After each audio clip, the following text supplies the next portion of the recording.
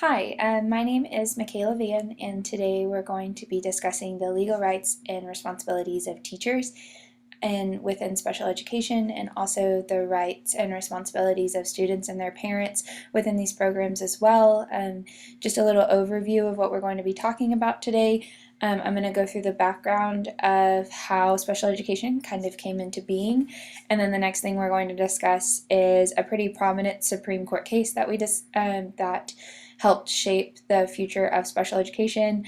And then I'm going to kind of go into the rights and responsibilities of students and parents or guardians during these programs, and also the rights of teachers within these laws and acts. Then we will continue on with the responsibilities of teachers due to all of these special education requirements and acts that have been put into place to assist these students. We'll discuss the assessment process to determine whether a student needs special education services instead of just modifications. And also at the end of this video, I will be discussing my philosophy on special education and why I feel like it's so important for these students to be given the best possible education they can receive. And the best possible way for them to be prepared to go out into the real world and be contributing members of our society, of our great country, and how to not be handicapped by our society. And this is for my Introduction to Education for Children with Exceptionalities class at Northeastern State University, SPED 4433. So the first thing we're going to talk about today is the background into special education.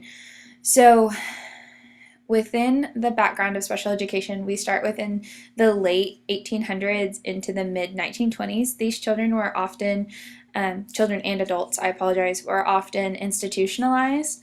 If they had disabilities or exceptionalities, it was not acceptable for them to be within society. Not that that was true for all individuals, but for the most part, they were institutionalized, which is upsetting, but it's true for the time. So between the 1930s to the 1960s, segregation was promoted for races and for special needs individuals. Children or schools were not required to provide special education services to these students, and free public education, which was provided to every other child that was the same age as these individuals. And the turning point of this was Christmas of Purgatory, which was a photographic essay that was released in 1966. And this was a big ordeal within the special education community. I mean, this is kind of what the driving force was going into the court cases that we're going to discuss in the next couple slides. But I'm sure everyone is familiar with Brown versus the Board of Education. That was in 1954. This began to challenge the status quo of the treatment within schools for races, for students with exceptionalities. This kind of pushed the status quo and made America realize that they were changing and that we are a nation of all colors and all individuals, and that we need to accept everyone as equals and provide them the same opportunities and not discriminate against them. So the next slide we're going to discuss is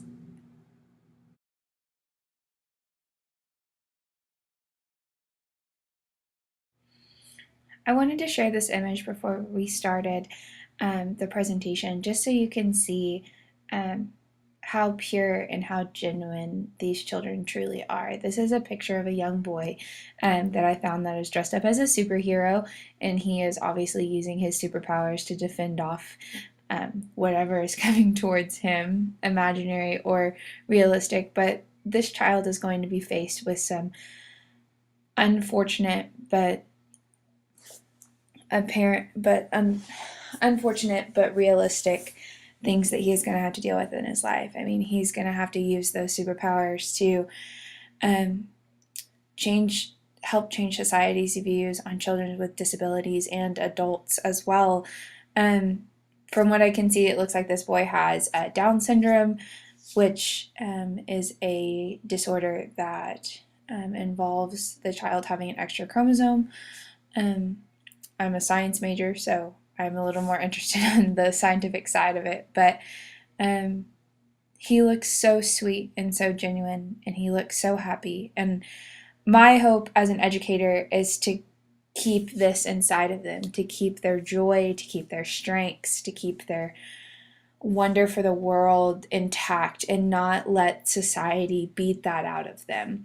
So we're going to talk about a whole bunch of stuff throughout this video, but and at the end we will talk about my philosophy on special education. But what I really wanted to share was just how genuine this picture is, and how genuine I feel like these children are, and how much they deserve.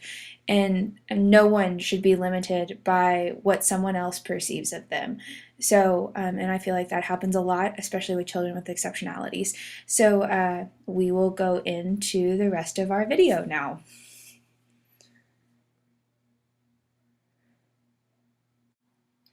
So the next court case that we're going to discuss is PACR versus the Commonwealth of Pennsylvania. This was in 1972. This was a Supreme Court case where parents sued the state of Pennsylvania because they claimed that they did not need to provide education services to individuals with exceptionalities due to the fact that they would not be able to profit from the public school system. So this is where I was talking about in the previous slide about them saying that children with the mental age of under 5 by the time they enter first grade would not be able to benefit from these sort of programs, which is unbelievable. But at the same time, this was the time that we were in, and this is where special education was. And so the school system did not believe that they had any rights to these children or to their families. The Supreme Court ruling was that these children could benefit from public education and should be granted the same rights as individuals without mental retardation. And that's definitely using the language of the time, but these were in our slides that we received during our interactive activities, and this struck me in a very heart-wrenching way to think that a school system would believe that there is no need to help children because of the fact that they don't believe that they could gain any sort of knowledge or any sort of benefit from being with children that are their own age and receiving an education, because an education is the only thing that nobody can take away from you. It's a very powerful tool, and everyone deserves to be able to use that tool.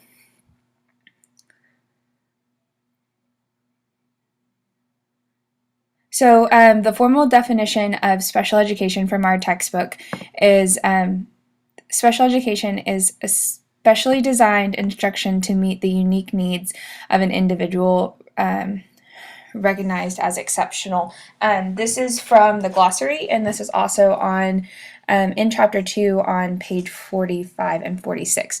So this definition of special education is informative, but I don't feel like it gives you a clear picture of what special education truly does for these students.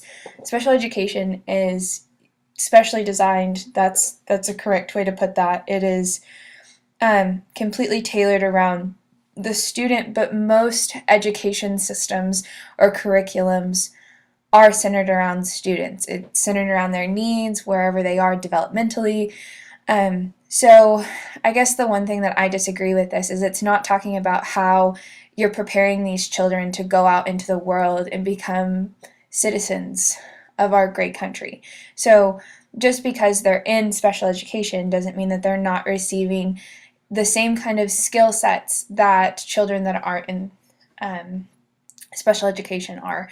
So, I mean, they're some of the most compassionate individuals I've ever met, and they're definitely extremely inspiring, but they also deserve to be able to obtain the same amount of skills and the same education requirements that the rest of the school is receiving also. So that is the definition from our textbook. And the next thing we're going to go into is the IDEA Act. So it's the Individuals with Disabilities Education Act. So this act, it acts as like sort of a bill of rights for these students and their families, and there's 6 components to IDEA. IDEA was released in 1975 after the Commonwealth of Pennsylvania Supreme Court case. So these 6 components are due to any child that is within a special education program within a school district. So a free and appropriate public education, which is abbreviated to FAP. And then we also have the least restrictive environment, which is LRE. And this means that the children should be able to be in the most contact that they possibly can with children that don't have exceptionalities.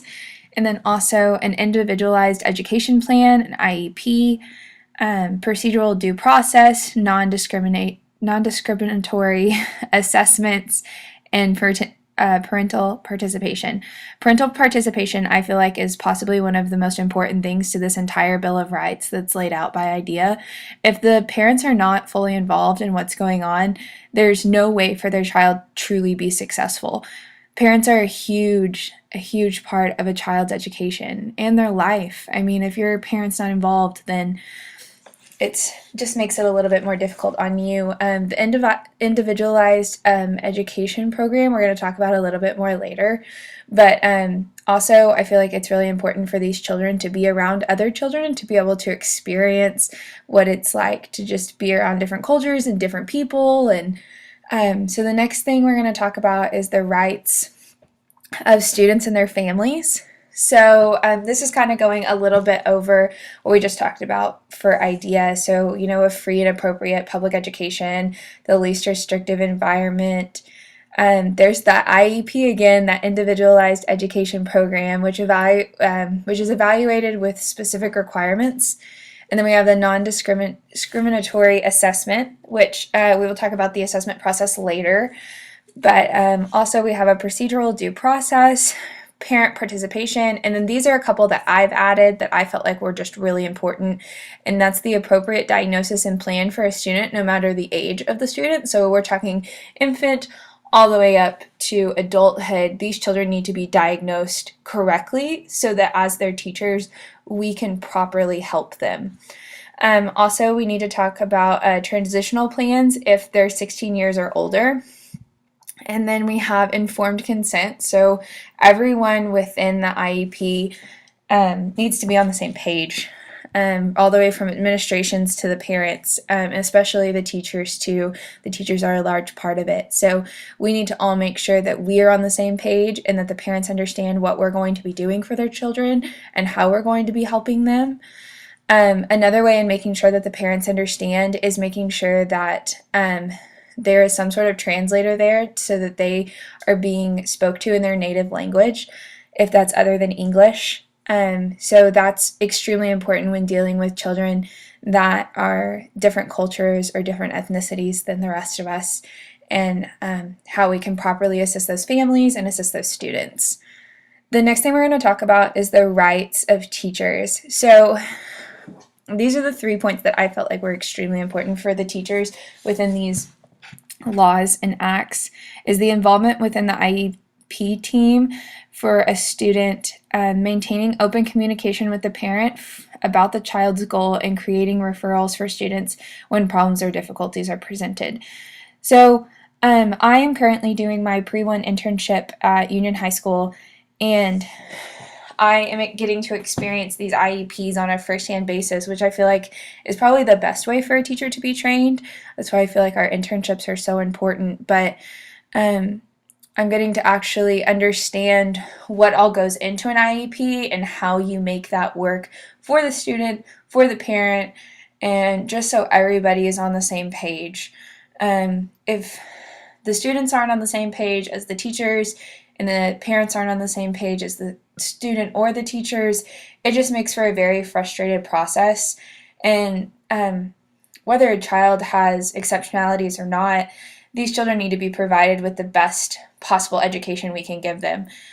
And by providing them with a supported and united team that is behind them and supporting their education, they will hopefully understand that we're just here to help you succeed, and we just want you to do the best that you can, and that the creating referrals for students is a process we'll talk about later, but those referrals are like formal requests for special education to evaluate the student to see if there are special education services that are required for the student instead of just modifications. So the next topic we're going to discuss is other influential court cases or laws in special education. So Public Law 94 through 142, which was in 1975, is the Education of All Handicapped Children's Act. There were multiple amendments to this law, but this is also similar to Individuals with Disabilities Education Act. It's the same act. It has just been renamed over the years. So the amendments we will talk about in just a minute, but Larry P. versus Riles in 1949, Hendricks Hudson District Board of Education versus Raleigh was in 1982, Hong versus Doe in 1988, and Mills versus the Board, Washington, D.C. Board of Education in 1972, and then the Special Education for Infants and Toddlers, which was Public Law 94 through 457.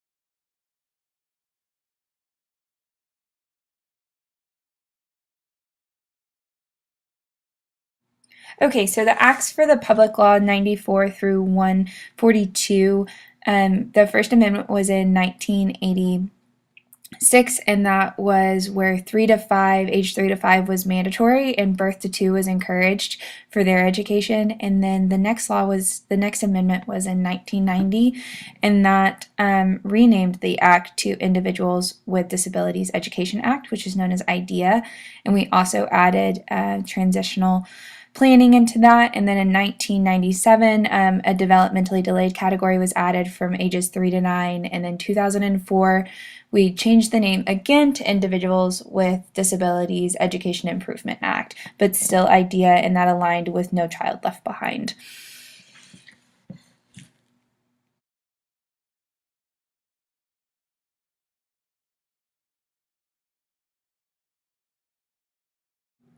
So now we're going to talk about the current laws of students with disabilities. So IDEA is still firmly in place, although it has been recently updated in 2004, and it is now renamed the Individuals with Disabilities Education Improvement Act, which aligned with No Child Left Behind that President George W. Bush passed in 2001. This includes amendments that we had discussed from 1986, which involved Public Law 99 through 457, and then in 1990, this involved Public Law 101 through 476, and the last amendment that actually changed what was inside IDEA was in 1997, and that involved Public Law 105 through 117. Also, the programs that are given to children within special education is Section 504 Rehabilitation Act of 1973. This prohibits discrimination of any kind from programs that receive federal funding. These are important for children with exceptionalities and also children with diseases or chronic illnesses. This is important for them to be able to receive the same education that everyone else is receiving. And then lastly, the Americans with Disabilities Act of 1990 provides non-discrimination protection to the private sector, employment, transportation, and public businesses. This encouraged the changing of or making everything a little bit more accessible to all individuals. And it also says that employers with 15 or more employees should be provided proper accommodations such as ramps or elevators or braille.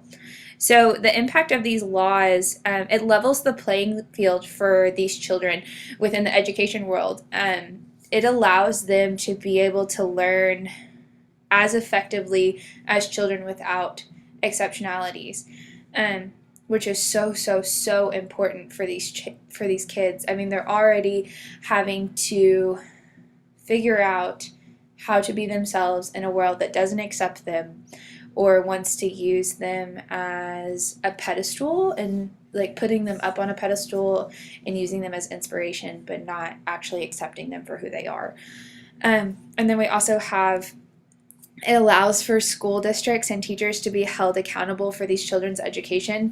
So we're about, in a couple slides or so, we're going to talk about reporting for these teachers and what referrals look like and what assessments look like and how to not disproportionalize special education, because that skews the numbers, and skewing the numbers isn't fair to the children that actually do have exceptionalities, and not just educators being lazy and not wanting to effectively help students that may be linguistically different than the rest of us. It also improves the ability for adults with disabilities to support themselves. So those transitional plans that we talked about for 16 years or older, those are extremely important for those children to be able to go out into the world and to thrive and to succeed and to be able to receive the same quality of life that children without exceptionalities would receive. Also, it provides discrimination or provides non-discrimination within communities towards these individuals. So it encourages these communities to realize that these are just children and they deserve to be treated with the same respect that everybody else is treated with.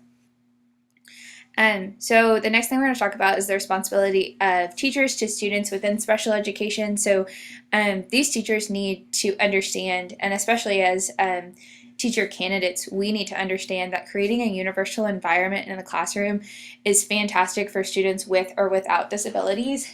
It also creates empathy and understanding within those students that don't have disabilities, to making them understand that everybody in this world is different and we sometimes have to approach things differently so that everybody can stay on the same page.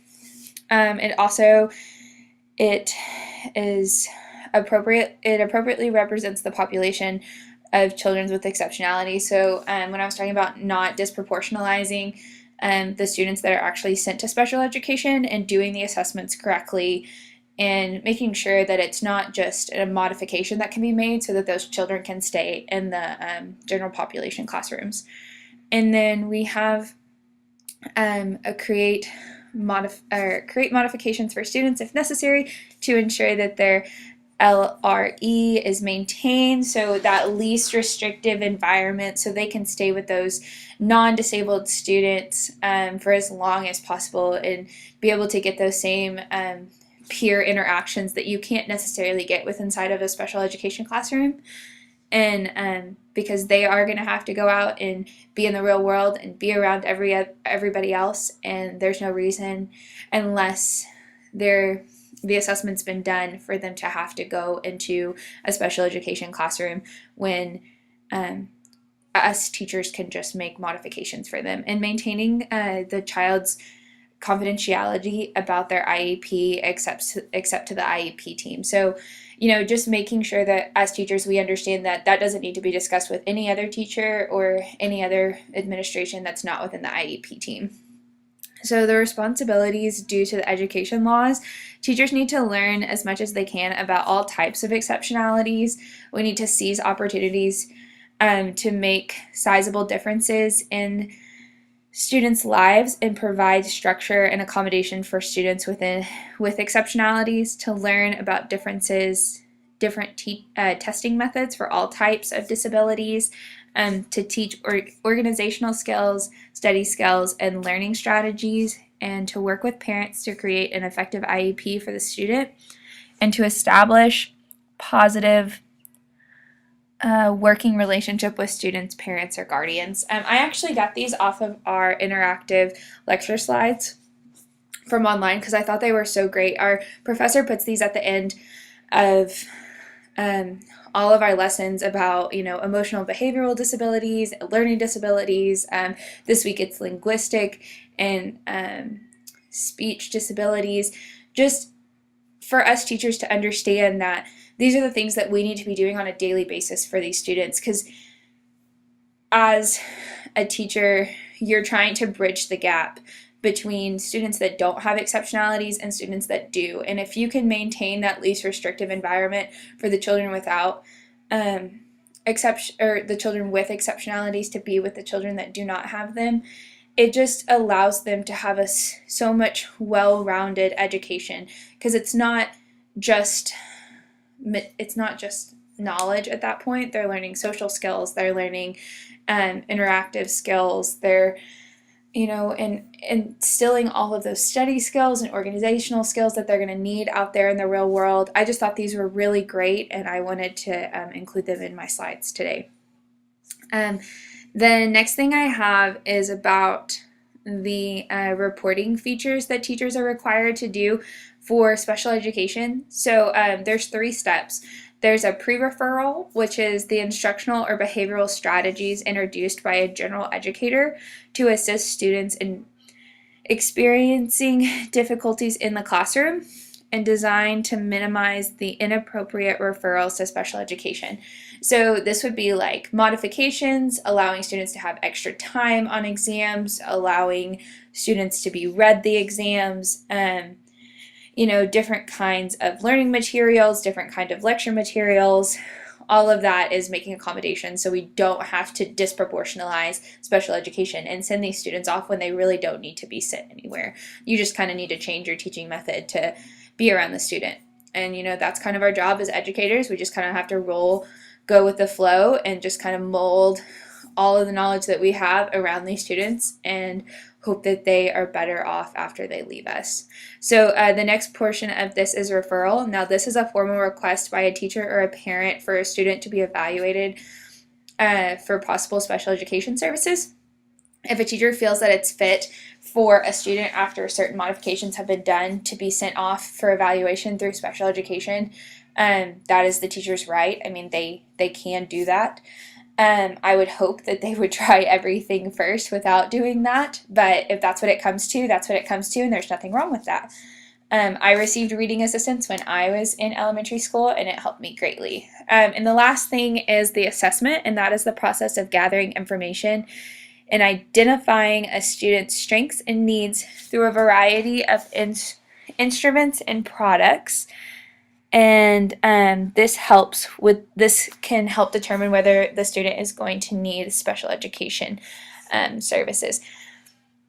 So this is all about what they have figured out within the program, within the assessment. So my philosophy on special education is that every student should be treated equally. Whether you have an exceptionality or you do not have an exceptionality, you should be required and held to the same expectations if that is possible.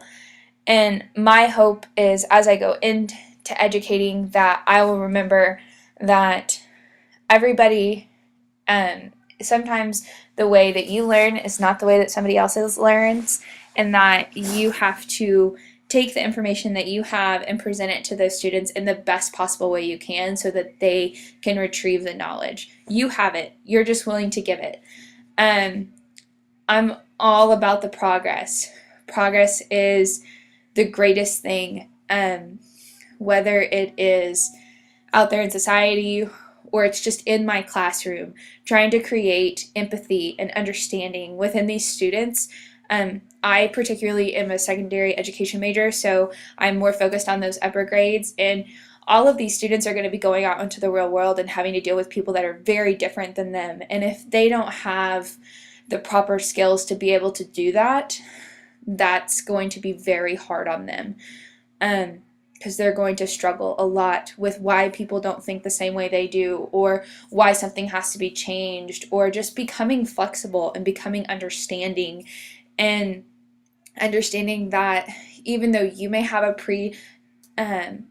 predisposed notion about who this person is, until you sit down and speak with them and understand their story, you have no idea what's going on in their life. So my hope is that I can just create empathy in my classroom and keep as many students inside my classroom as I possibly can to create the most diverse environment. Thank you for listening to my video today, and this is my philosophy on special education.